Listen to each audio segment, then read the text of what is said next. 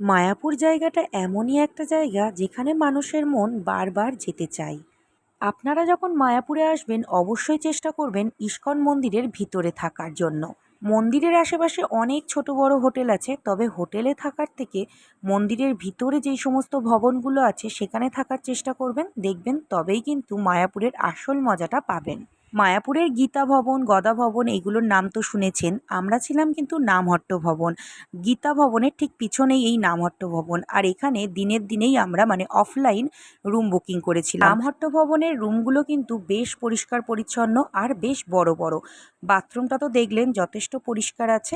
আর এই রুমে 4টে করে বেড আছে, একটা ড্রেসিং টেবিল আছে, আর জামা কাপড় রাখার জায়গাও আছে। আর ব্যালকনিটা দেখছেন কত সুন্দর, রোডের ওপর ভিউটা কিন্তু খুব সুন্দরভাবে দেখা যাচ্ছে। আর এই রুমটার ভাড়া ছিল মাত্র 800 টাকা, যেই রুমে আপনারা 4 জন থাকতে পারবেন।